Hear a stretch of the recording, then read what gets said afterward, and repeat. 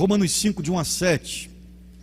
Sendo, pois, justificados pela fé, temos paz com Deus por nosso Senhor Jesus Cristo, pelo qual também temos entrada pela fé a esta graça, na qual estamos firmes, e nos gloriamos na esperança da glória de Deus. E não somente isto, mas também nos gloriamos nas tribulações, sabendo que a tribulação produz paciência, e a paciência a experiência, e a experiência a esperança. E a esperança não traz confusão, porquanto o amor de Deus está derramado em nosso coração pelo Espírito Santo que nos foi dado. Porque Cristo, estando nós ainda fracos, morreu a seu tempo pelos ímpios.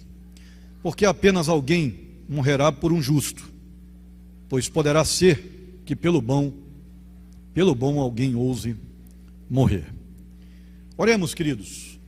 Senhor, o teu povo está na tua casa, em busca da palavra que sustenta. E nós agora queremos nos ater à Escritura, a apenas aquilo que ela mesma diz. E nós possamos incorporar tudo aquilo que é o argumento válido, a exposição da tua palavra, e que em nada prejudiquemos a mensagem clara e direta que Paulo está nos trazendo, inspirado por teu Espírito. Fales, Senhor, ao nosso coração, que tu mostres o caminho ao teu povo nesta manhã. Oramos em nome de Jesus. Amém. As bênçãos oriundas da salvação é uma mensagem que eu tenho dividido para vocês durante alguns domingos pela manhã. Lembrando que o sistema de exposição de Romanos não é um sistema rígido. Às vezes a gente abre uma janelinha para que possamos trabalhar outras coisas. Quando o pastor não está presente, a garotada não anda querendo pregar em Romanos, não. Então os substitutos falam: pastor, peraí, Romanos não. E aí a gente dá essa garotada a liberdade para trazer uma outra coisa, sem problema nenhum. E também alguns eventos que a gente tem, a gente também abre um interregno. Mas sempre que a gente tem oportunidade, a gente volta à exposição da carta. E nós estamos falando das bênçãos da salvação. Paulo já nos contou que em Cristo nós podemos ter paz. Está aí no versículo de número 1, versículo de número 2. Ele vai falar que a paz inunda o nosso coração a partir do momento que nós nos entregamos ao Senhor e somos justificados. Não sei se você se lembra, mas no capítulo anterior Paulo ficou muito preocupado, aliás, já no capítulo 3, em mostrar a importância da obra da justificação, o fato de sermos justificados em Cristo, tornados justos. Isso significa tornados sem culpa por conta do pecado. Não é que nós não vamos pecar mais, nós não teremos mais que pagar pelo pecado, não teremos mais a nossa dívida, porque Cristo morreu em nosso lugar. Somos justificados pela obra de Cristo e a justiça dele é transferida para nós, porque o nosso pecado foi transferido para ele, ele morreu em nosso lugar. Então, nesta troca judicial, onde o inocente morre no lugar do culpado, para que o culpado fosse liberado da sua pena, nós nos tornamos em Cristo pessoas perdoadas de todos os nossos pecados. Já fomos perdoados, inclusive, até dos pecados que ainda iremos cometer. Mas a santificação em nós vai nos melhorar e vai nos fazer vencer os pecados até o final. E Paulo, então, aproveita este primeiro momento do capítulo 5, logo depois de falar de justificação, para nos lembrar sobre o quanto somos abençoados por Deus a partir do momento que caminhamos em Cristo. É como se ele quisesse dizer: ei, você não foi só justificado, não, tem muita coisa nesse pacote que abençoa você. E ele então começa a descrever esse pacote. E ele diz que depois de justificados nós temos paz com Deus. Nós que éramos inimigos, agora podemos nos aproximar. E aí no versículo 2, ele deixa claro também que recebemos a graça, que tudo isso não dependeu de nenhum sacrifício nosso, de nada que pudéssemos fazer, que foi de graça mesmo. Aquele que crê recebe pela graça. Não é que eu recebo como se a salvação fosse comida para quem está desesperado de fome, e que eu creio para que a comida seja colocada à mesa. Não. A comida já está à mesa, eu só preciso esticar a mão para pegar. E eu faço isso quando eu creio. Okay? Eu não preciso fazer a comida, eu não preciso lutar por ela. A comida da salvação, é assim que eu quero usar o exemplo, ela já está posta à mesa. E ela é suficiente para o mundo inteiro. Qualquer um que queira esticar a mão pode se alimentar de Cristo. Ele é o pão vivo que desce do céu e dá vida ao mundo.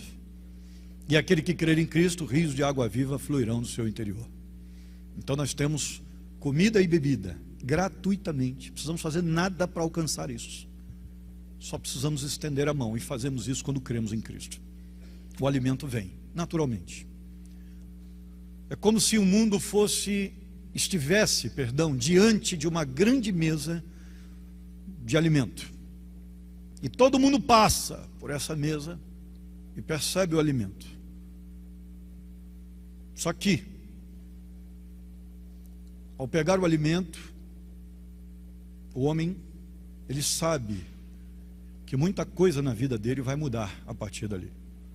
Porque esse alimento vai provocar mudanças no seu organismo espiritual. E alguns, presos ainda a essa situação de não querer transformação, eles não querem pegar. Eles passam, vêm à mesa, às vezes até desejam o alimento, mas eles dizem, não, a partir do momento que eu engoli o primeiro, muita coisa na minha vida vai mudar, então eu não quero. É assim que funciona. Mas Paulo diz, você que chegou, se aproximou, que Deus mostrou o caminho para você até a mesa, porque se Deus não mostrar, você não encontra nem a mesa. E Deus mostrou o caminho para você até a mesa, e o convenceu de que a mesa é a melhor coisa para você não morrer de fome espiritualmente neste mundo, e também para não ter consequências espirituais do outro lado. Você então foi convencido, decidiu pegar, quero isso para mim, e se alimentou pela primeira vez. Aí é como se Paulo chegasse para a gente e dissesse assim, mas tem muita coisa além disso. Quando você pega e se alimenta pela primeira vez, podemos chamar isso de conversão. A partir daí, uma enxurrada de bênçãos desce sobre você. A partir de agora, você pode entrar na presença de Deus, não como inimigo, mas como filho. A partir de agora, a graça é derramada sobre você, e com o pacote da graça, querido, vem dom espiritual, vem crescimento interno, vem crescimento no que diz respeito a caráter. A partir de agora há muita coisa. E aí Paulo diz assim, mas tem uma coisinha também, que é o assunto nosso de hoje, que ele vai dizer aí no versículo 3 e no versículo 4, que é um negócio que faz a nossa cosmovisão mudar. O que é cosmovisão? É visão de mundo, é visão do todo, é interpretação da vida em geral, da existência. Acho que essa palavra é melhor. Da existência. Todo mundo tem uma visão da própria existência, do que é o mundo, daquilo que é viver neste planeta. Todo mundo tem. Cosmovisão todo mundo tem. É que uns têm uma cosmovisão mais desenvolvida e outros menos. O camarada, por exemplo, que se converte e nunca sai da sua cidade, ele tem uma cosmovisão. Essa era a minha crise aqui com alguns da igreja, que praticamente só conheciam a PIB de Taubaté. E aí nós tivemos choque por isso, porque eu sou uma pessoa que percorro as denominações, e de uma maneira muito maior a nossa denominação no país. Antes de ontem eu estava em Bauru, 6 horas de viagem. Meu Deus, terra do nunca, aquele negócio. Nunca chega, né? Mas foi maravilhoso estar lá palestrando no seminário de Bauru. Você conhece outros ambientes, outras igrejas, e você percebe que tem muita coisa que a gente acha que a gente não pode, que o povo batista já está fazendo há muito tempo.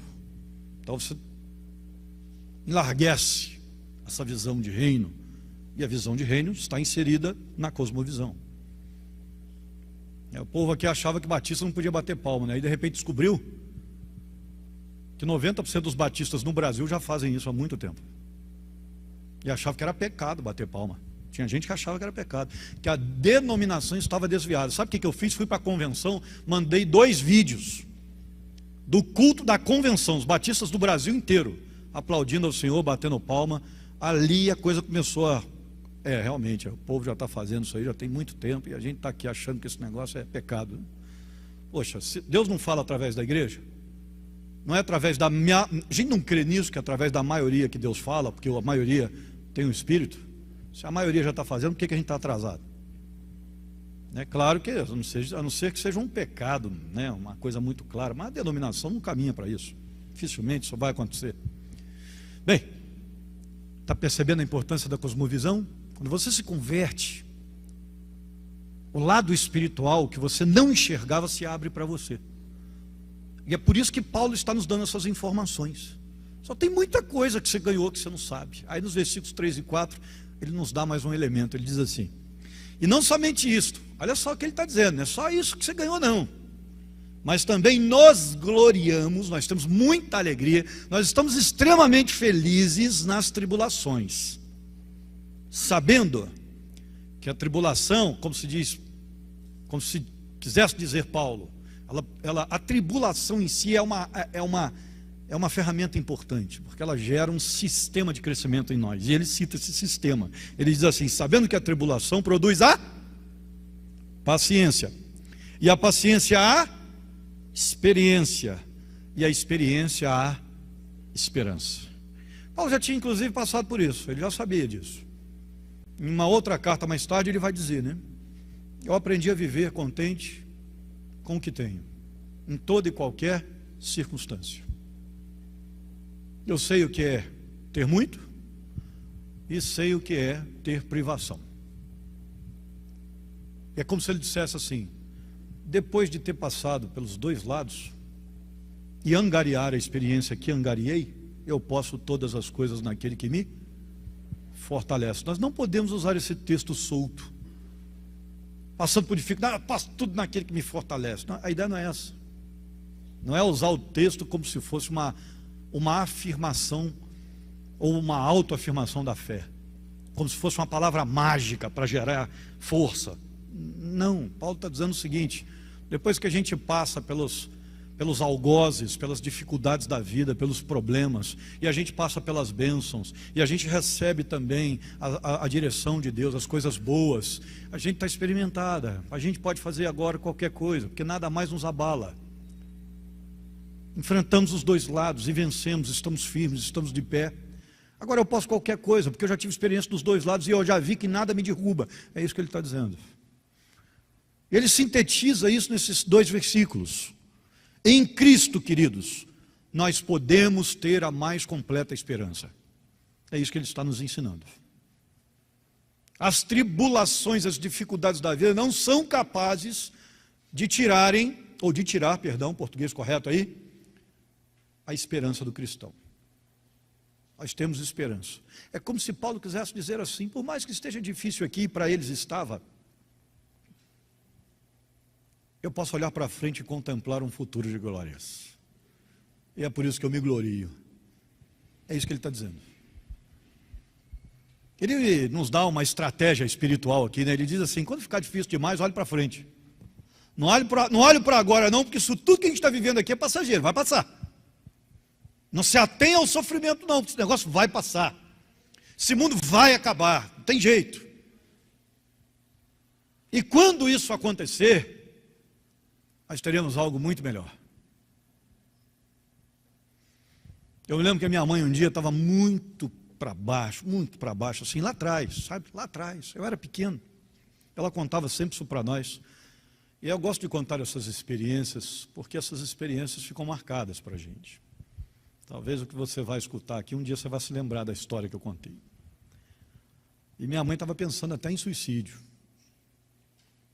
Um marido alcoólatra que batia nela, 4 filhos pequenos, desesperada.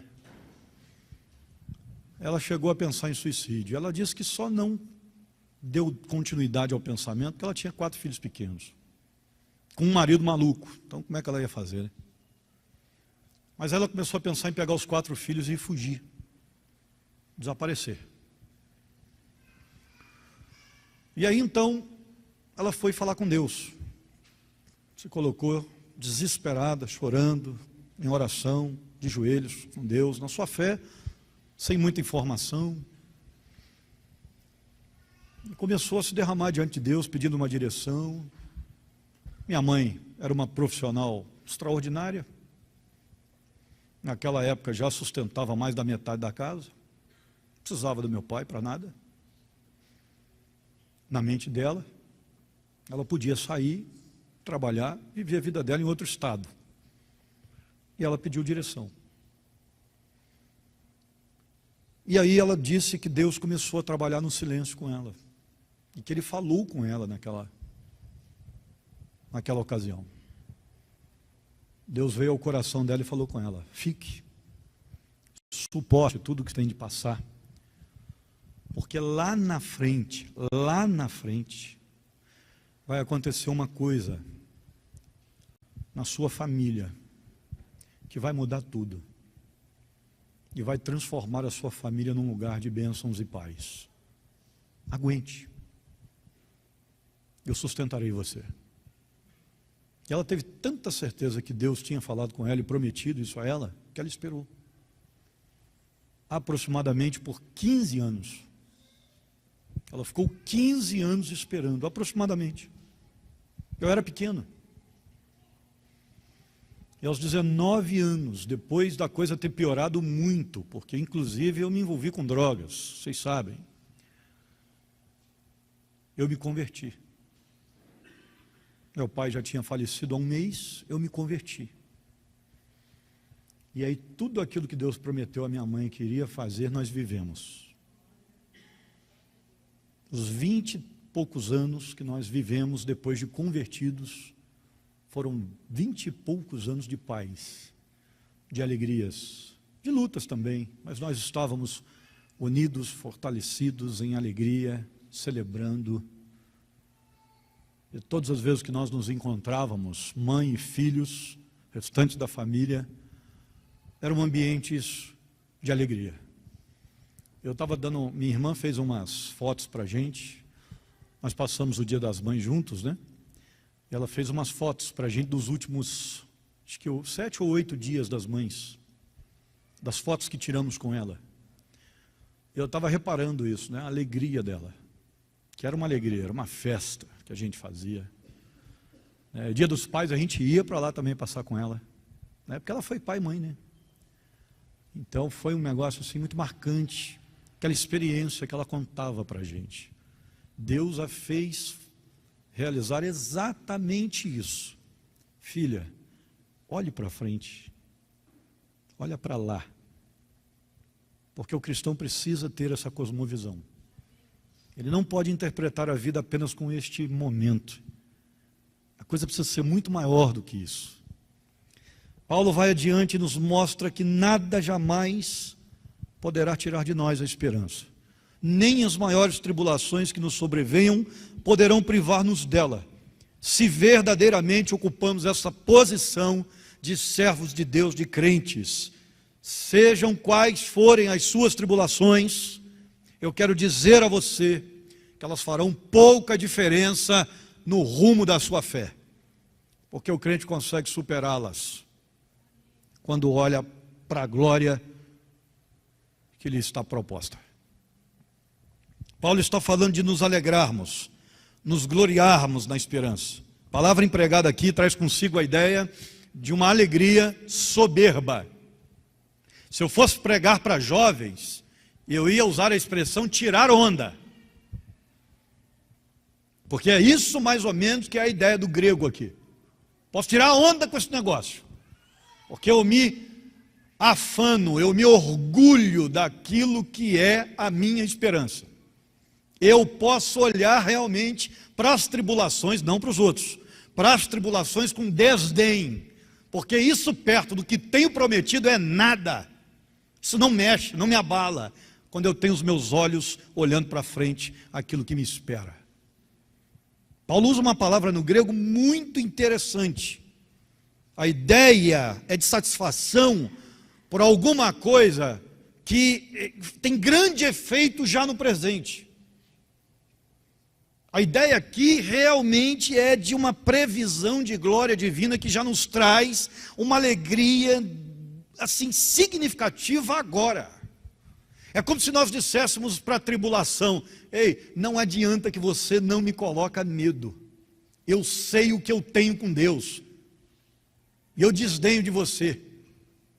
Porque eu sei o que eu tenho com Deus, eu sei o que está prometido à minha alma. Então eu me glorio. É orgulho mesmo aí. Aquele orgulho que você tem de ter algo em você. É isso. Precisamos aceitar as nossas tribulações como eventos didáticos.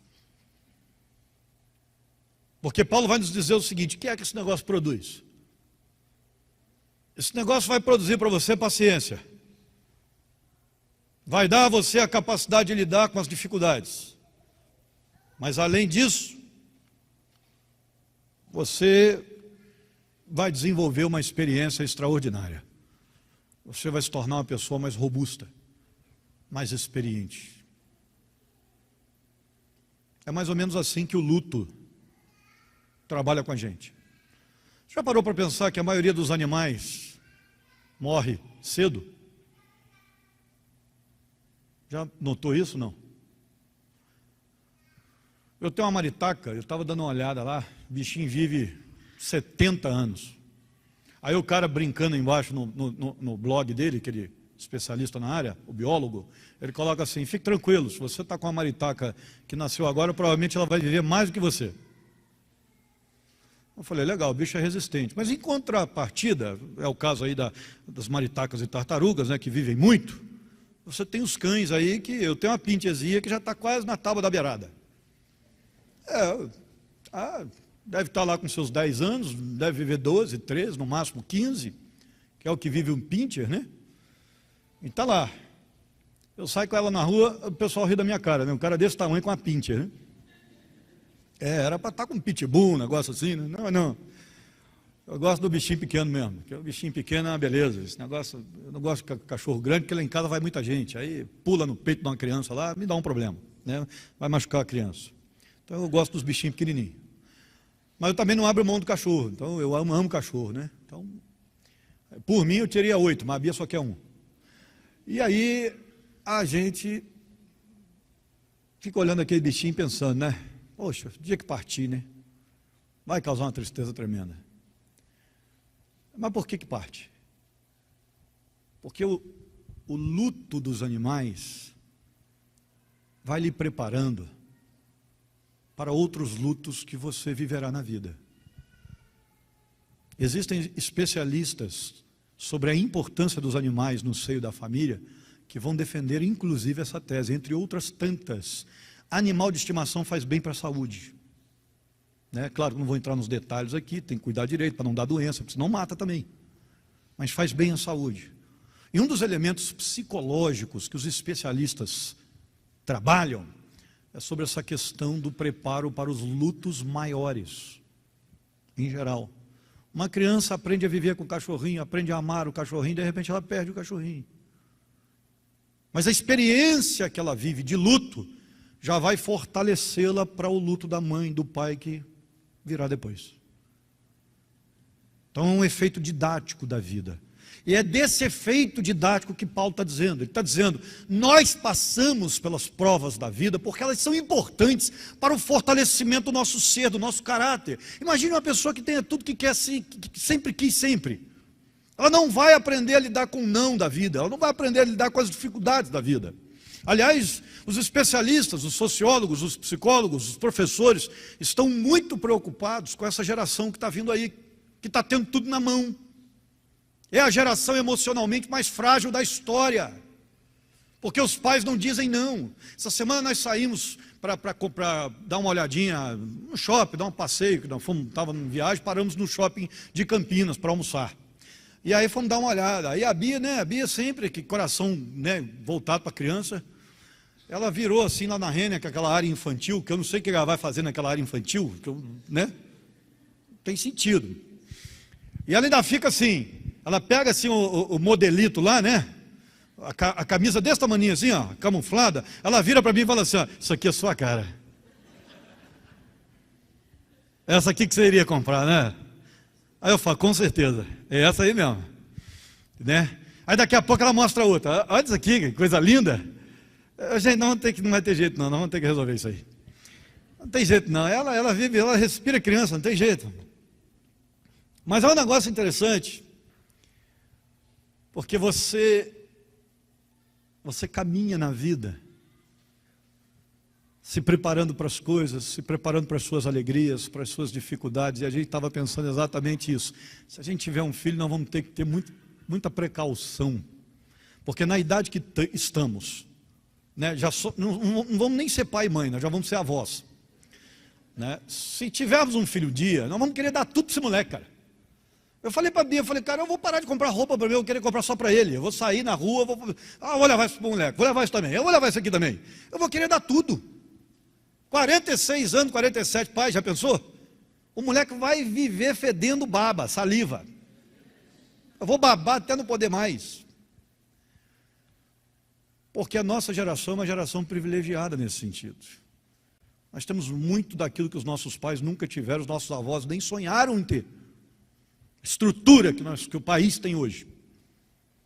Então a gente quer, só que a gente vai gerando uma geração que não tem estrutura para enfrentar o não, então a gente tem que ter cuidado. Pai, inclusive, tem que dizer não mesmo podendo dar às vezes, só para criar o caráter. Pai, mas você pode dar, posso, mas não vou dar. Você não pode ter tudo que você quer, porque se você tiver tudo que você quer, não vai criar em você a resistência que você precisa ter. Eu já estou até me imaginando, se for uma camisa do Vasco eu dou. Pedir mais uma eu vou dar. Mas não vai dar para dar tudo. No Palmeiras eu vou dar não. Tem que criar identidade primeiro, depois você pode ter um segundo time. E eu quero deixar claro para você que não é uma questão de masoquismo não, que Paulo está falando aqui, tá? Não, então agora eu tenho que sofrer para poder aprender. Não, você vai sofrer naturalmente, não precisa procurar não. Pode ficar tranquilo que vai chegar, se não chegou vai chegar. Você vai sofrer na vida. A hora que estiver sofrendo, é isso que Paulo está dizendo. Se lembre, esse negócio está fortalecendo o seu caráter cristão. Porque o crente precisa desenvolver esperança. Mais cedo ou mais tarde, a necessidade de se ter esperança chegará. E eu preciso estar com a minha esperança em dia. Paulo nos chama a atenção para o que Deus pode fazer através dos nossos problemas e nossos sofrimentos. E ele fala que isso vai gerar paciência, que nós precisamos continuar confiando em Deus, resistentes, e que isso, inclusive, precisa ser para nós, e aí a parte mais difícil, um emblema de satisfação. Porque é como, todas as vezes que eu saio do Brasil e vou a um país com mais dificuldades do que o nosso, quando o avião chega em solo brasileiro, eu me regozijo. Eu já tive em viagens missionárias em lugares muito pobres, em situações muito difíceis, de comer algumas coisas. Se você for ao Paraguai algum dia, alguém lhe oferecer patasca na Bolívia, Bolívia é patasca, diga que você está cheio. Se for ao Paraguai falarem, tem vori-vori, corra desse negócio. Diga, obrigado, Deus abençoe vocês. Há uns negócios por aí que é difícil de engolir. E aí quando o avião pousa no Brasil, que eu entro no aeroporto e vejo tipo assim, Pizza Hut, oh, glória a meu Deus. Subway, graças a Deus, Subway. E se tiver o KFC, então caí que eu dou glória mesmo. Glória, glória, glória, tem KFC aqui. Prefiro me dar 1 quilo. Graças a Deus. Eu venho magro, cara. O negócio lá é feio mesmo. O negócio é difícil. A culinária é diferente. O negócio é tenso. Só teve um lugar que eu fui que eu falei assim, isso aqui é igualzinho, é top. A Colômbia, que eu irei agora de novo. Colômbia você come bem. O negócio é legal.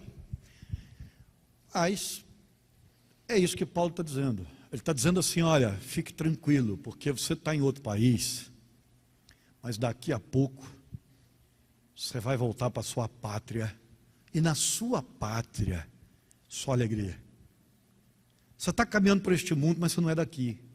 O crente nunca pode perder essa percepção, de que ele é só um forasteiro passando nesse lugar. Tem dor, tem lágrima, tem choro, tem dificuldade, tem um monte de problema. Aí Paulo está dizendo assim, fica tranquilo, daqui a pouco você vai voltar à sua pátria. E lá não tem choro, não tem dor, não tem lágrima, não tem nada disso. E aí você fica feliz. Porque eu vou para outro país para dar palestra, dar treinamento para pastor, fazer um monte de coisa. Aí eu vou contando os dias. Quando a Bia não vai comigo é outra tragédia. Porque vai dando o quinto, sexto dia, eu começo a chorar de saudade, eu não paro mais. Né? O que está vendo, pastor? Emocionado. E de fato estou emocionado, é emoção pura, mas na verdade eu estou com saudade, eu só não vou falar, né? E a Bia liga, como é que está? Sou, meu amor, com muita saudade de você. Já começa a chorar, a Bia, calma, meu amor, está chegando. E a gente fica com aquele sentimento, né? Oh meu Deus, falta só 3 dias. Oh meu Deus, falta só 2 dias para ver minha esposa, para ver minha igreja. Eu fico louco de saudade. Quando você passar pelas tribulações nesse mundo, se lembre disso. Falta pouco para entrar na glória. Esse negócio todo vai acabar.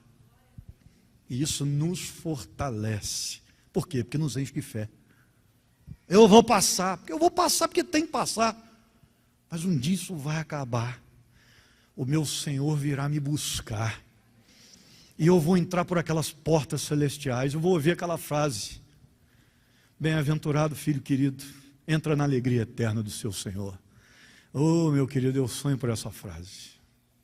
Amo viver, mas eu vivo esperando por essa frase.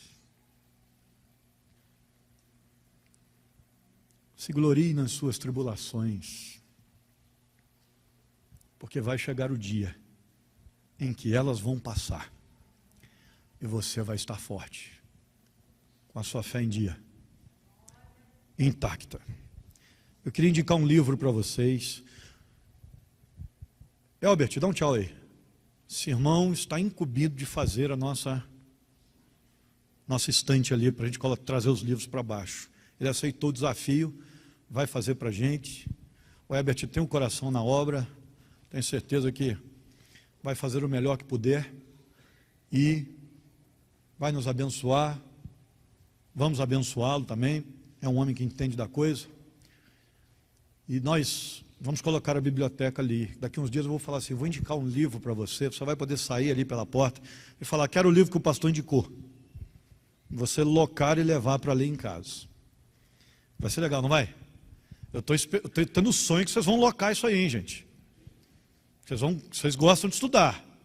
Não vai ter preguiça, hein? Vamos lá. Philip Yancey, no maravilhoso livro Onde Está Deus, Quando Chega a Dor. É um livro que eu gostaria de indicar, principalmente se você está enfrentando alguma batalha séria na vida. Onde está Deus quando chega a dor? Extraordinário. Aliás, Philip Yancey é extraordinário. Ele é um camarada que é extraordinário para escrever. E ele diz assim, pense no seguinte, uma pessoa que sempre consegue o que quer, não tem chance alguma de aprender a ser perseverante ou paciente.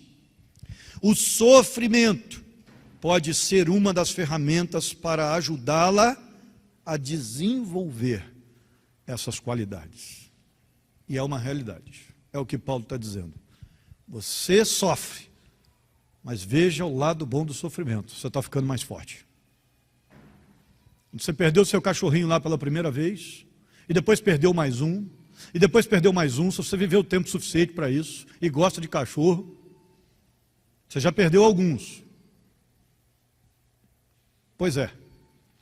Cada evento catastrófico daquele fortaleceu o seu coração para que você aprenda a viver com luto. Aprenda a perder. Já percebeu que seus avós morrem primeiro? que pela natureza da vida os seus pais morrem logo depois. Olha o ciclo de morte que você enfrenta neste mundo. Em algumas situações acontece uma catástrofe não prevista, antinatural, e alguém mais novo morre primeiro. Mas na maioria das vezes, você vai perdendo as pessoas com as quais você também vai tendo mais relacionamento. A ponto de alguém perder um filho, se viver demais. Faz parte também. Que imagino que seja a maior dor. Mas desde o primeiro sofrimento, com um bichinho de estimação, desculpa eu não falar de gato, não dá para falar de gato.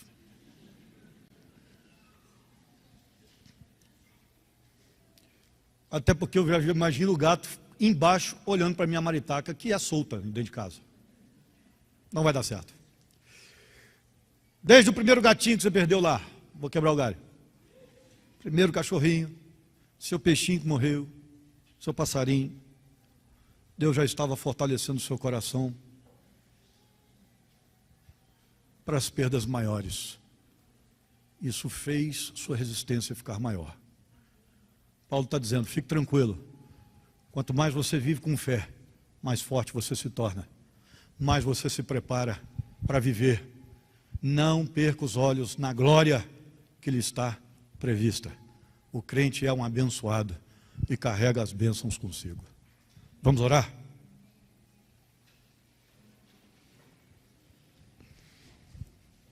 Eu não sei o que você está passando, mas se está difícil, queria pedir a você para ficar em pé. Quero orar especialmente por você, que está enfrentando uma dificuldade na vida, que está sendo doloroso, difícil, complicado. Eu vou orar por todos, mas especialmente por você nesta manhã. Se está difícil, está enfrentando uma situação complicada, eu quero pedir a Deus para fortalecer o seu coração. Senhor, sabemos que Tu és Pai,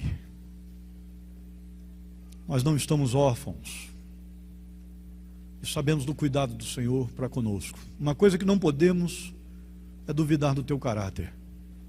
Se estamos passando, é porque promovemos isso com a nossa desobediência, ou então é porque Tu providenciaste algo para a nossa santificação, nosso crescimento, nossa experiência, nossa força.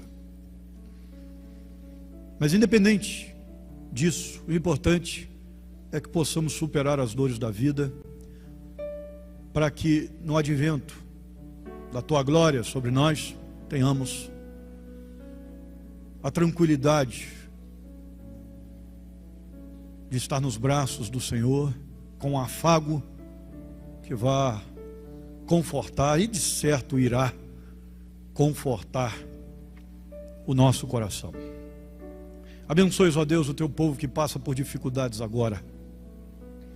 Estejas estabelecendo força onde há dor e lágrimas, e mesmo que as lágrimas estejam impedindo um olhar para o futuro, embaçando a visão, que a certeza esteja no nosso espírito, que nós tenhamos certeza daquilo que vem pela frente, que um dia estaremos com o Senhor, porque quando caminhamos com essa certeza, nada nos abala.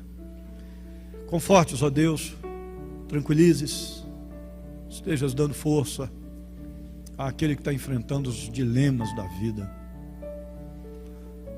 que eles passem também, ainda nesta vida, e que os Teus servos possam sorrir e se gloriar. Já podemos, porque somos conscientes do Pai que temos. Te agradecemos pelo cuidado, pelo amor, pelo carinho, pela porta aberta quando os homens fecham as deles, pelo sustento, mesmo quando estamos desempregados, algo que é inexplicável, pelo conforto quando as perdas nos assaltam, pelo afago quando a saudade avassala.